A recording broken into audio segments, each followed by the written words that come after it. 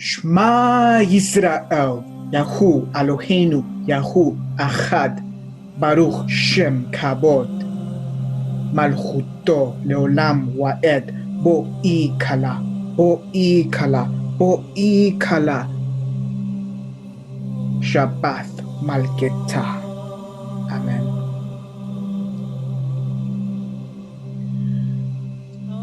Shalom, holy initiates and holy adepts. Welcome to my holy channel. I am the chief magician of Mystery Babylon. So this is a very, very, very esoteric, very supernatural, and very powerful video. And I'm going to cover a lot of very, very, very esoteric matters in this video. Very, very supernatural as well. But before I do, I just want to give a very proper exordium before we get into the essence of the matter. And I just want to, briefly state that one of the things that really bothers me exceedingly is that among the scholars, they like to use the words myth, mythological, and mythos in reference to many of our ancient holy texts, including our Kabbalistic texts, right? But we have to have a very supernatural and sublime, proper, correct understanding on these matters, right? So, as an example, right, there are certain children that grow up experiencing a lot of supernatural matters.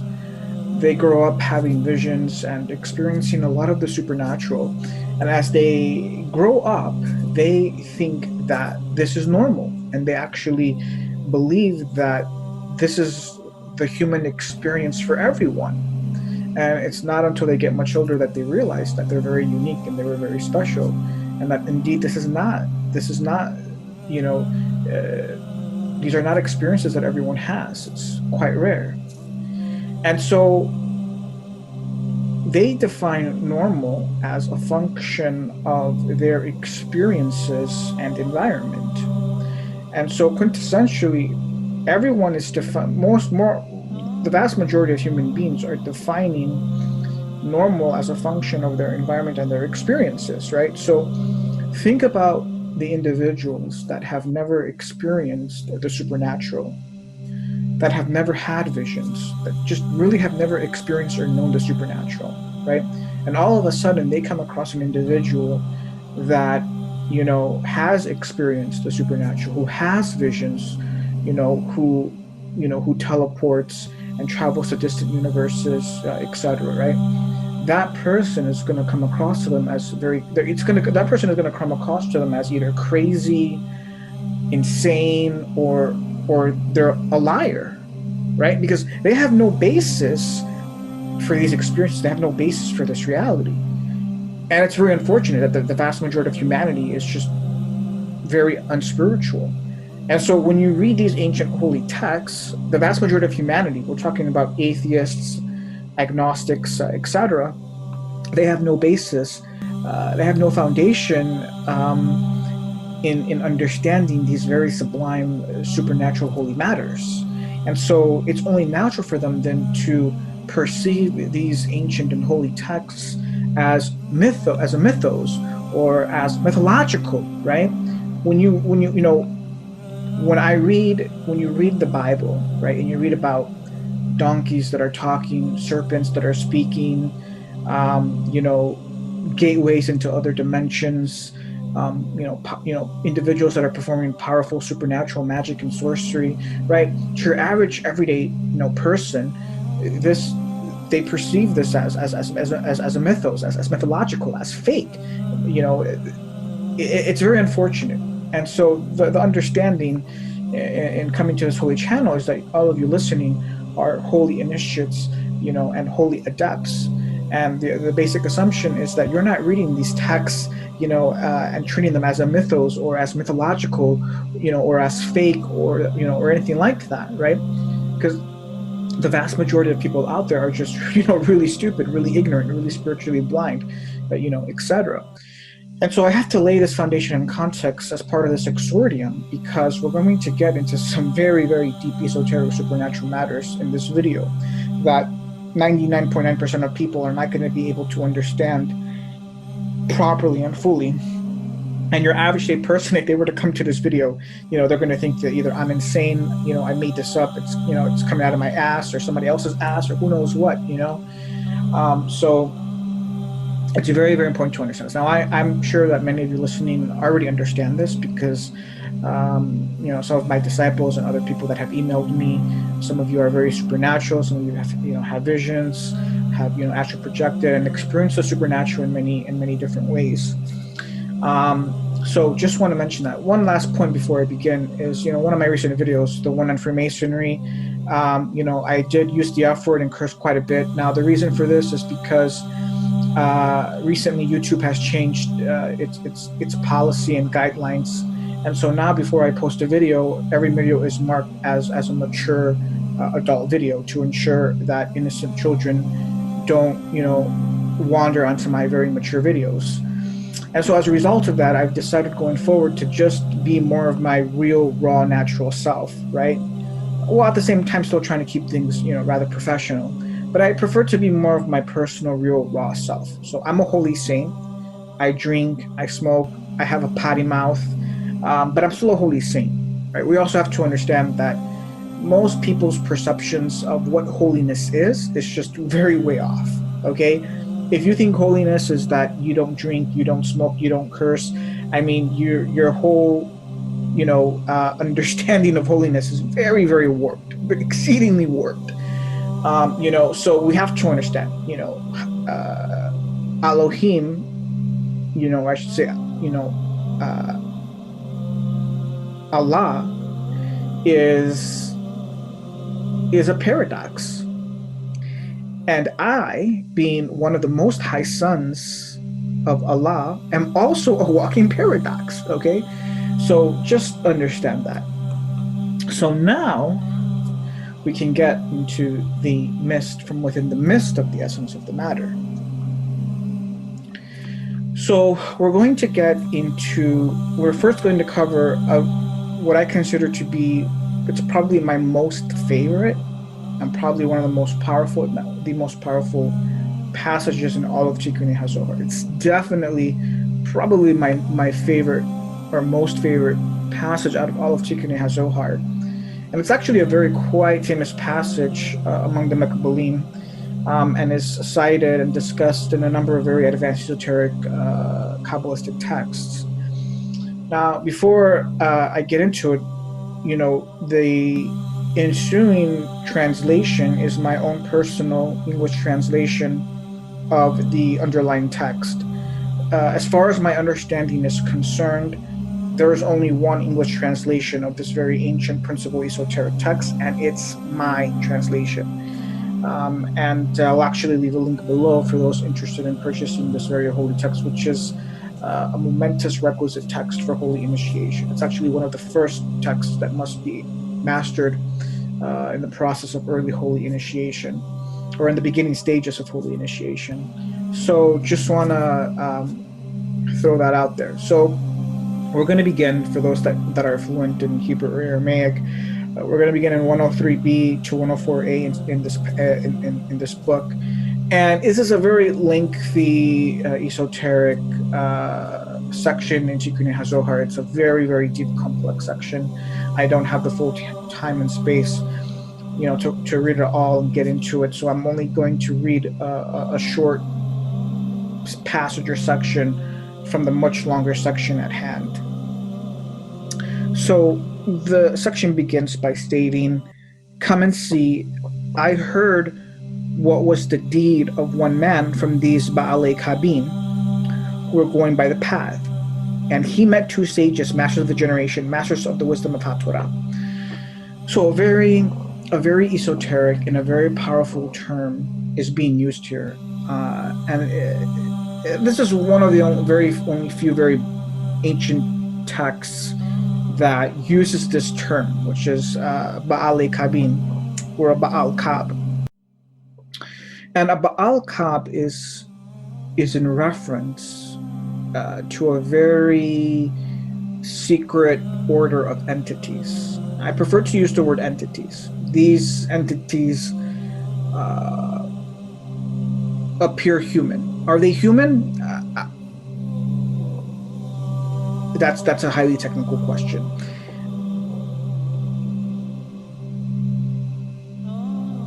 I think that they are partly human, but not fully human. But I don't have the full answer to this question. This is a very, very mysterious esoteric order of entities that come in and out of our plane of existence, really on the level of Earth that we inhabit. As is known, there are numerous levels to the Earth. And so these entities will say that they're humans because they appear humanoid. They don't have legs. So sometimes they will appear without legs. Sometimes they will have some sort of prosthetic legs, whether it's a wooden prosthetic leg or I don't know, something else, I'm not really sure, but sometimes they'll have some sort of prosthetic legs, but you'll know when you see them that these are legless humanoid beings. And so much of this video is a very, very powerful, very, very, very esoteric teaching on this secret order of entities. So this passage is beginning with one particular Baal Qab. Now, what makes this passage so esoteric is that, one, it doesn't fully explain what and who this secret order of beings is. Moreover, the Baal Qab that is being presented here is not your average Baal Qab. Okay, like there's many Baaley Qabin. But this isn't just any old other average Baal Qab. This Baal Qab is very, very, very unique, as I will reveal towards the end of this passage. And so this Baal Qab is coming across two very highly initiated masters. They might even be grandmasters of the generation. Now, before I continue, again, as I stated in the exordium, it's a basic expectation and assumption that you know that everything we're reading in these holy texts, that it's all real. There's nothing here that is mythological. There's nothing here that's fiction. There's nothing here that's fake. Okay? If you think this, if you believe this, I'm gonna be coarse. I'm just gonna state right out, you're really fucking stupid, and you need to leave right now. Okay? Now he said to them, "Peace be upon ye, sages. I heard about ye that ye are the sages of the generation. Where are you going?" They said to him, "To an anonymous place." And it was the evening of Shabbat, and he said to them, "I'm going there. I will set ye the place, a house for you to dwell if you run." And they said to him, "Behold, we are with horses, and you are without feet. How will this be so?" And he said to them, "Based upon this, ye ride upon beasts that run greatly, and I'm a lame man without feet. If you desire, I will precede you to prepare for you Shabbat." They were astonished and amazed. Meanwhile, they turned their heads towards him and saw him run like a shooting star. So this is a very supernatural event that takes place. Now, these grandmasters here are very astonished and very surprised because they're talking with a lame man. Now, initially, they think that they're just talking to just any old ordinary, layman. This guy could be anybody, just a regular, human being who's lame, who has no legs. That's what they think. They don't know the nature of who this entity is. And this entity just all of a sudden just says, where are you going? And he says, "Well, wherever you're going, I'll be there. I'll meet you there." And in fact, I'll be there before you are. I'll meet you there, and I'll meet you there before you even get there. And so you can only imagine the astonishment and the amazement of these two sages. I'm like, what the hell is this guy talking about? Like, this guy has no feet. How the hell is he going to go to where we're going? Moreover, how the hell is he going to get there before us when he's got no feet? This doesn't make any sense. And all of a sudden, as they're thinking this in total amazement and astonishment and bewilderment, they look over and blam, he just shoots out towards the direction of where they're going like a shooting star. I mean, they just see like a shooting star. You know, it's very, very supernatural. Now, in another version of the text, it states that he said to them the divine name of the 42 letters, and then he skipped over them 500 parasangs in an instant. So there's another version of this text. In fact, if you own my whole translation, that other version is found right before this section. And in that other version, you have the response. So after the two sages are bewildered, the Baal Kab responds back to them and basically states his answer is through the 42 divine letter name. In other words, I'm going to be there before both of you through the 42 divine letter name, meaning he's gonna teleport. So the text says that he actually teleports. In one instant, he teleports from his current location to the anonymous place that the sages are going, which is a very large distance of 500 parasangs. I can't remember what a parasang is, but we're probably talking a few miles here, okay? So he teleports in an instant, probably a few miles, maybe more, okay? Now, the great secret, the great powerful key that is revealed here is he does this through the 42 divine letter name. Now, this is where I have to interject, and I have to say something very esoteric and something very powerful. Sefer Tikkunei HaZohar is one of the most ancient esoteric principle texts that we possess. This holy text is one of the most powerful textbooks on holy Magikh. In this text, in the original Aramaic, are given some of the highest and most powerful occult keys to perform some of the highest and most powerful holy Magikh. Now, the problem is that practically every Jew that studies and reads this text, much of it goes over their head. There's hardly any Jews, really, that have fully mastered this text to begin with, let alone can read between the lines and extract these very powerful occult keys to perform some of the highest, most powerful holy Magikh. Some of the highest, most powerful divine names are given in this text. I cannot emphasize enough how ridiculously powerful and magical this holy text is. And already in this section, one of the highest, most powerful keys is given, which are some of the magical properties and effects of the 42 divine letter name. Now, sure, I'm sure there's many Jews that know what the 42 divine letter name is, but less than 0.001% actually know how to employ this divine name for high holy Magikh.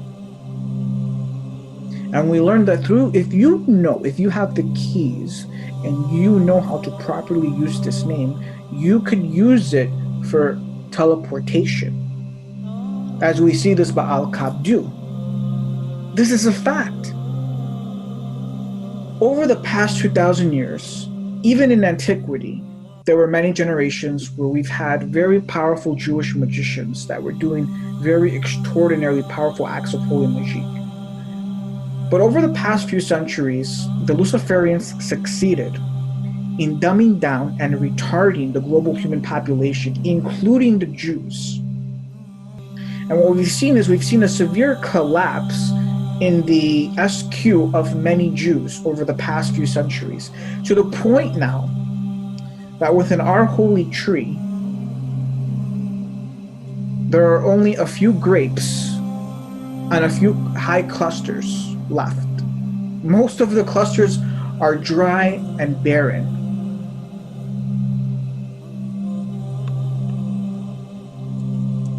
Meaning that we don't really have any grandmasters left anymore. It's a dying breed. So much so that I'm the only grandmaster that I know of in this last generation at current present moment. That's at least at our level of the earth. I'm sure, and I know there's probably a few others, but they're hidden. The point is, they're so hidden that I don't know where they are. So the text continues. The Baal Qab says, sages, enter. They entered after him to the cave in the midst of the cave until they entered to one paradise. And there the Baal Qabin stripped himself from the body. And he was enclosed in another body, whose face illuminated like the sun. And he was sitting over the throne of Malchuth, and 300 disciples of his disciples below the throne of his feet. And they were yelling, "Vanity of vanities," saith the preacher, quoting Sefer Ecclesiastes chapter 1, verse 2. So, in the other version of the text, we learn that after they saw the Baal Qab teleport, in an instant they were also teleported. And they teleported to this very secret cave. And they were also very astonished after they teleported to this cave. We learned from the other version of the text. So the Baal Qab, not only does he teleport, but he teleports them to his cave. And in this cave, suddenly they see his body. They see him, start stripping himself of this body, and become, his body becomes transformed, becomes transmuted into this powerful, divine, glorious being. Now, I'm going to give you some divine revelation here. I'm going to tell you the identity of this Baal Qab. This Baal Qab is Mashiach. Mashiach is such a powerful, glorious, divine being.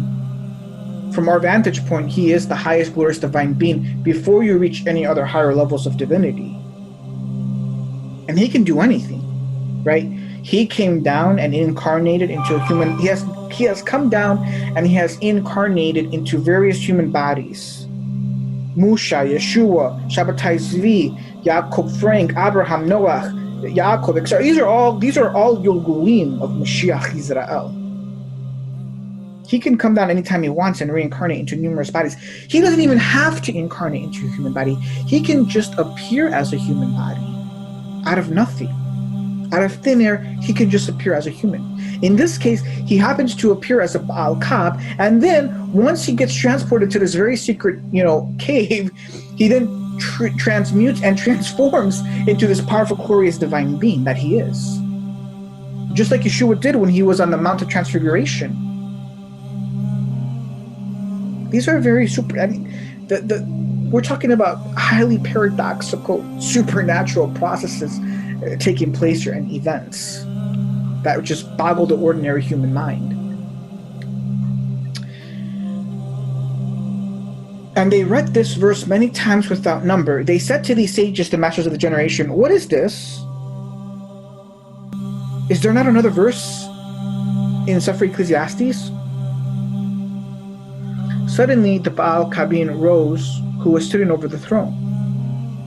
And he grabbed them by their hand, and he introduced them to 7 palaces, and on each and every palace was written, "Vanity of vanities," and in the 7th palace was an eagle and a crown in its mouth, and an image of a dove on the same crown, and it was written on the crown, "Everyone who does not know these vanities and their mystery concerning it was said, and the stranger who cometh near shall die." Suddenly they returned to the back. The Baal Qabin said to them, "Ye are sages, ye sages are masters of the generation. I went after ye to know the wisdom of ye, and certainly ye are not sages. And certainly through this verse I made this entire structure, and through it I flew, the universe world in one flight. Twice, thrice, 4 times, 5 times, 6 times, 7 times. And we are all on this earth. All the Baaley Qabin are gone, And I inherited this verse from the Father, and the Father from his Father until all generations. He gave them a lot of monies and put them in their place, and in a wink of an eye. And because of this, so here what we see is that these sages are transported into a secret cave. Okay? Might even be on another level of this earth. And they see a lot of, they become aware of a very secret order, a very holy secret order that exists in this cave, which are disciples of this divine glorious being.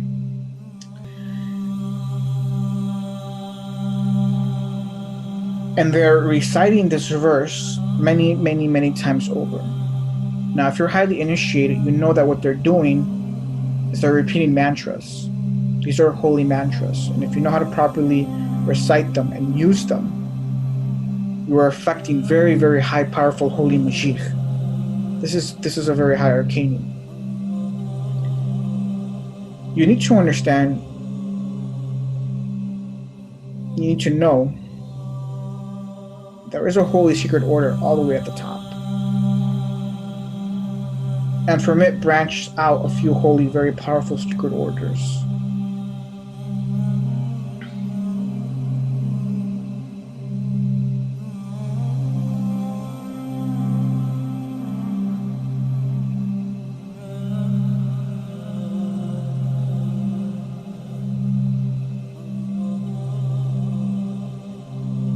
So suddenly, this glorious divine being skips or teleports over them, and of course they find themselves over the mouth of a cave in the wink of an eye.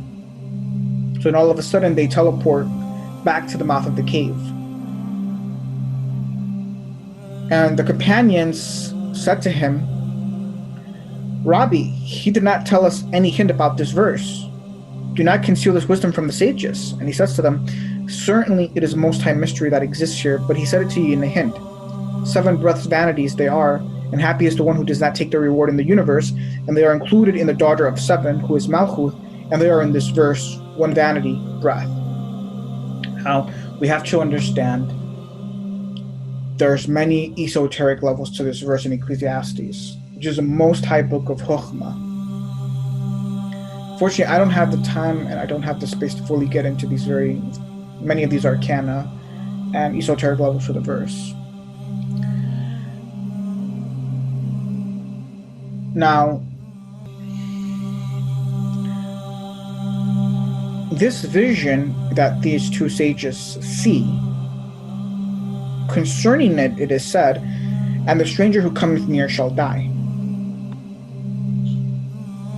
And it is written concerning this crown, that everyone who does not know these vanities and their mystery, the stranger who cometh near shall die. Now this goes back to secret principles that I have taught and mentioned in other videos.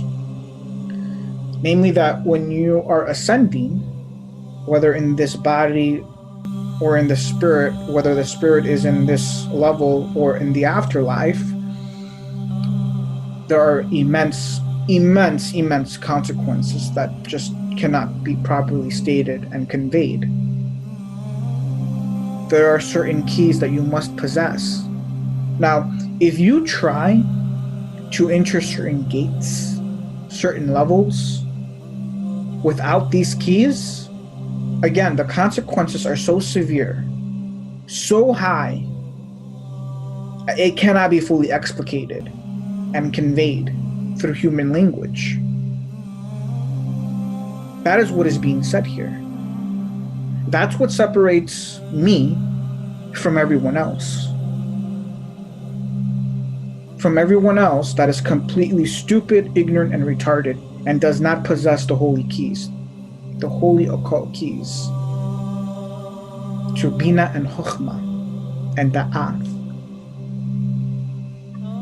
This is very, very powerful. Consider this an exceedingly high warning from the chief magician of Mystery Babylon.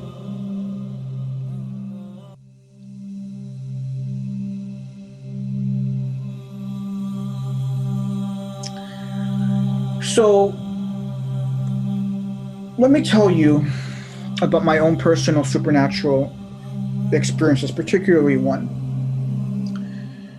Well, actually, before I do, let's just briefly talk about these two sages.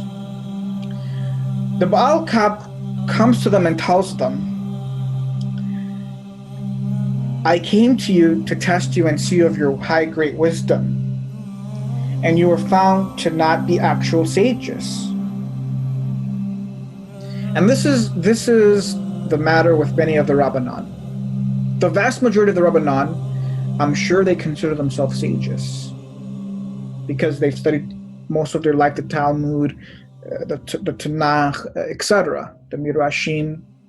But as a chief magician in Mystery Babylon, I can tell you that the vast majority of Rabbanan are not chief sages, even if they perceive themselves as such, as Hamashiach here proves. You see, there's going to be a lot of weeping and gnashing of teeth, even among the Rabbanan, even among some of those who consider themselves masters.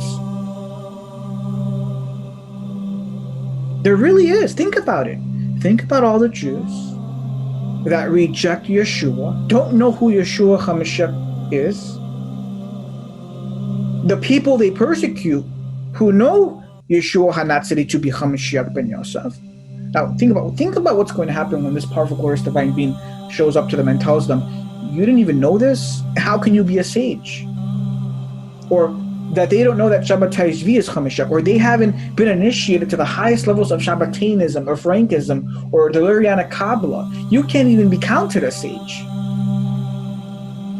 There's so much profound ignorance among so many Jews, even among the Rabbanan.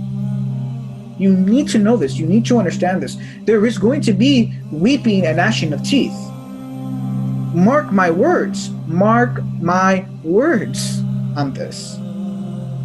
These two sages, they consider themselves masters and chief sages until Hamashiach shows up to them and in an instant proves to them, you don't know shit. Now they're in a daze, like, oh shit, we didn't know all of this. There's so much we didn't know. Oh my God, we're now they know that they were stupid, they were ignorant. Now they realize it after the fact, but it's too late now. It's too late. It's too late. You're given one chance to prove yourself. One chance only. And if you fuck it up, you fuck it up. They fucked it up. You don't want to fuck this up. I'm telling you, you don't want to fuck this up. 99%, of Jews and Christians, I'm telling you, they're going to be in for a rude awakening. There's going to be a lot of weeping and gnashing of teeth. I'm the chief magician. I'm here to tell you this because I'm the chief magician of Babylon. I know this. I know what I'm talking about. So, back to talking about a very powerful supernatural experience that I had. So, many years ago, I had a very powerful dream and vision. So, what is the nature of this dream and vision that I had? So, here in this section, right, we learn there's a secret cave. And there in this secret cave exists part of the holy secret order. These are some of the most powerful magicians. They're almost, you could almost say they're like divine beings in a sense. Very privileged. Exceedingly, it's a special breed of, semi-divine, highly initiated saints. Now, as I told you, this is very true. I know this because many years ago I had a powerful dream and vision where I was taken to one of these caves.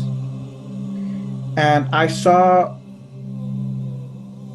a grandmaster, an actual true divine, this was a divine being, and his name was Yishai.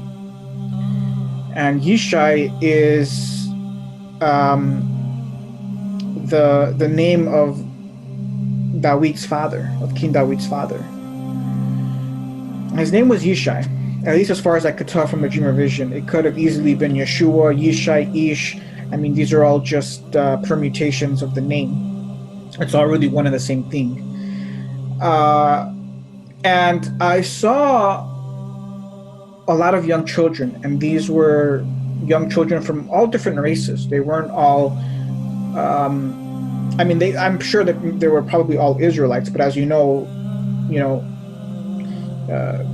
Israel as a bloodline is quite heterogeneous. So I saw what appeared children from all different nations, even though they're all Israelites, right? I mean, I saw like Filipinos, Mexicans, Europeans.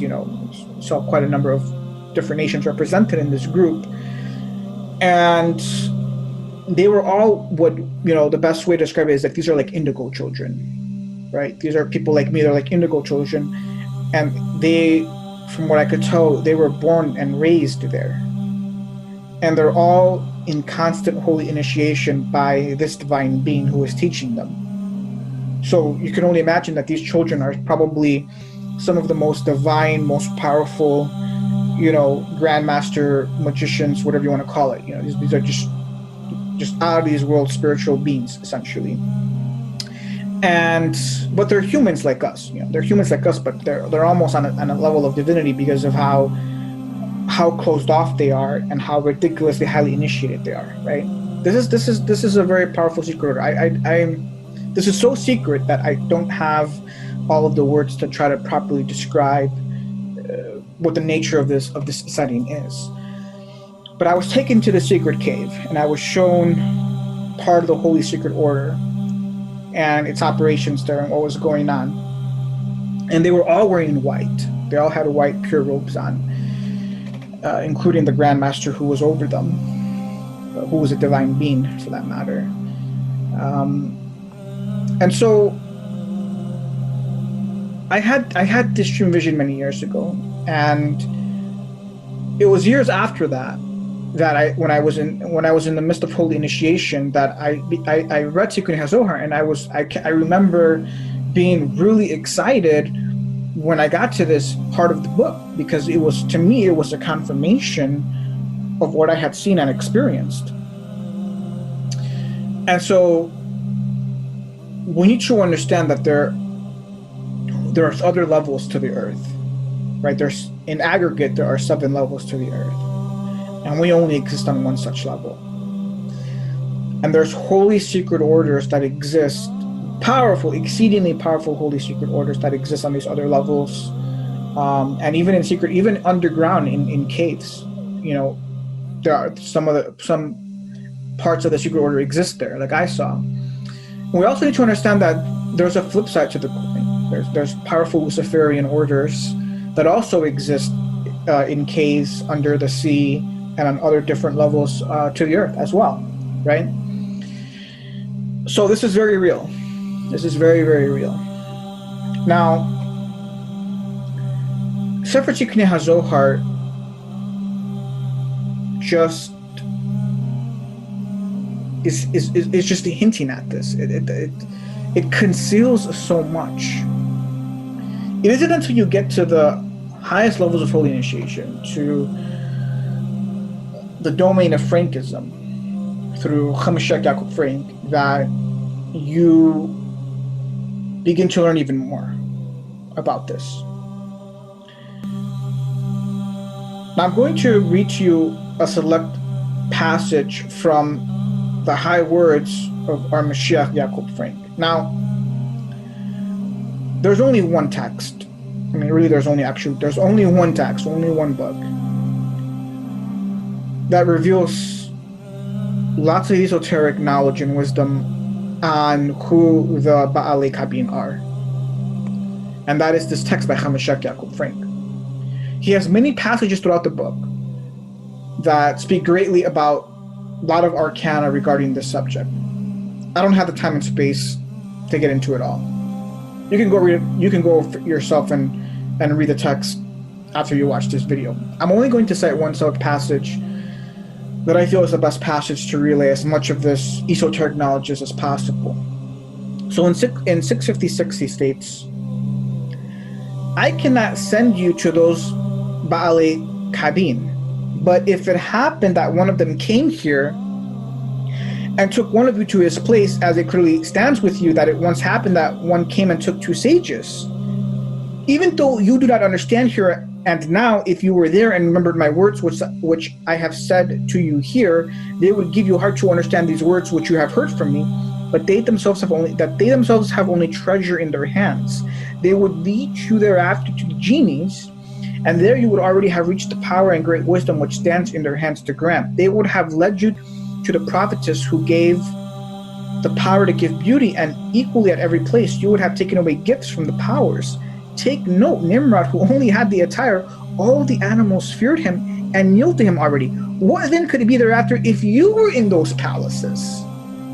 Right, so this is a very exceedingly powerful passage, right? Because we have to understand, Yaakov Frank was a divine being. He was Hamashiach, a divine being, at the highest orders, at the highest level. He's dealing with matters that are so fucking beyond your world. It's not even funny. There's no human language to express the matters that this divine being is dealing with and that he knows. There are levels here. In some ways, there are hidden levels here. There are exceedingly high levels that can be reached. That's the point here you need to know. There's exceedingly high levels that you can reach. Now, we have a lot of stupid fucking retarded people that think you reach these levels, that you become a god by performing human sacrifice, by performing black magic, etc. You have to be really fucking retarded. And unfortunately, in this last generation, we're just completely full of a bunch of fucking retards. There's so much fucking stupidity and retardation that practically no one, and I mean no one apart from me, knows what the fuck is going on and how it knows even about these levels, let alone how to fucking get there. Now he's saying, you can, certain people in his generation around him had the opportunity, they fucking blew it, but they had the opportunity to reach these levels.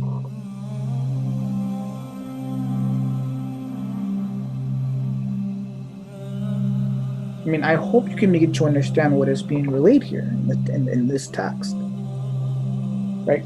He's saying, if you had access to the Baaley Qabin, he says, he even cites, you know, when he says at the beginning, as it once happened that one came and took two sages. What do you think he's citing? He's citing from Tikkun HaZohar. Now let's get to another important point. When you're talking about these divine beings, or even the grandmasters, what sets them apart from everyone else is that they have mastered all of the ancient holy texts. Do you know how many people ever get to even master all of the holy texts? Let alone close to my level. The reason I've held back so much, so you come to my channel, and some of you are amazed at the material that I cover, it's nothing compared to what I know. I can't even cover 90% of what I want to cover because 99% of you listening are nowhere near the fucking level that you need to be for me to talk about that other 90% that I would love to talk about.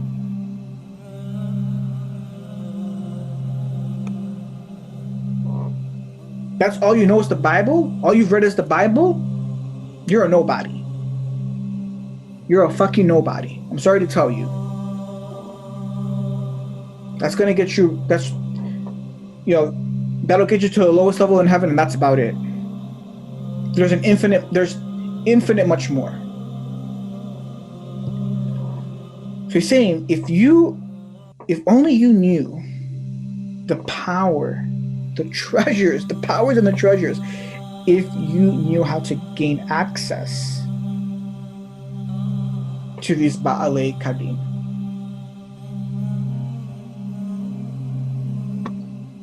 Now, remember, these divine beings, they come in and out of our plane all the time, right?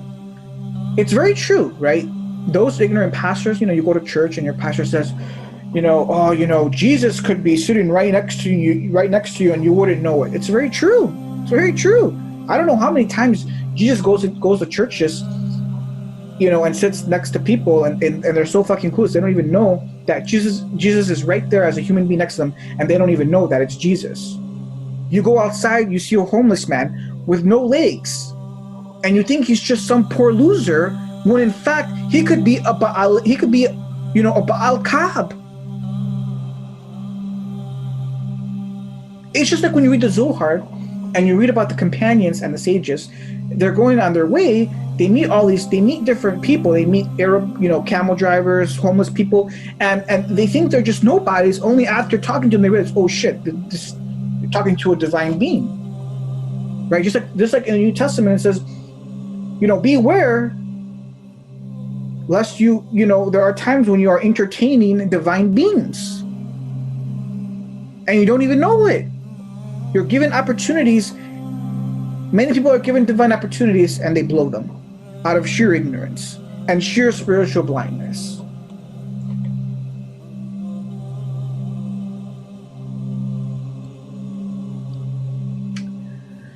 Well, I have to end the teaching here. I can't go any further.